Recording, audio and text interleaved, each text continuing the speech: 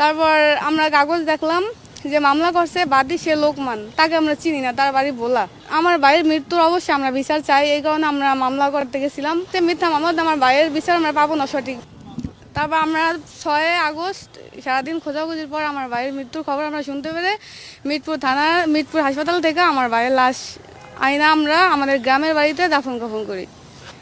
তারপর আমার ভাই যেহেতু ছাত্র আন্দোলনে মারা গেছে ওই ছিল, তাহলে আমার ভাইয়ের মৃত্যুর অবশ্যই আমরা বিচার চাই, এই কারণে আমরা মামলা করতে গেছিলাম। বলছে যে ওর ওর নামে মামলা হয়েছে। পরে আমরা বলছি মামলা তো আমরা করি না, মামলা কে করলো? তারপর আমরা কাগজ দেখলাম যে মামলা করছে বাদী সে লোকমান, তাকে আমরা চিনি না, তার বাড়ি ভোলা।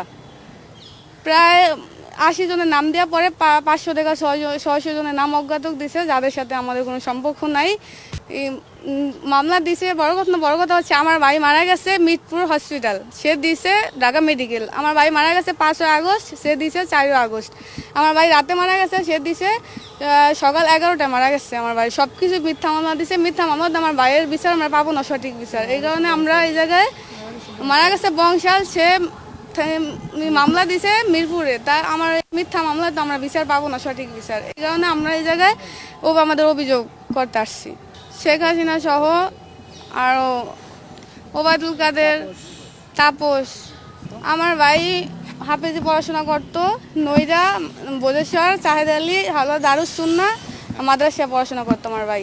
এবার রমজানে ওর হাফেজ হওয়া বের হওয়ার কথা ছিল। ওর বয়স 18 বছর। ও ঢাকা আন্দোলনে গেছিল, প্রথম থেকে ও আন্দোলনে ছিল। বংশাল থানার সামনে তাঁতিবাজার মোড়।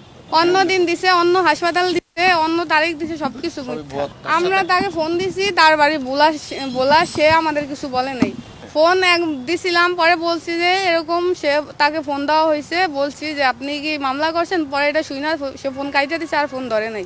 আমাদের গ্রামের বাড়ি হচ্ছে খৈলা চরপদ্দা, থানা মুলাদি, জেলা বরিশাল, ইউনিয়ন সফিপুর।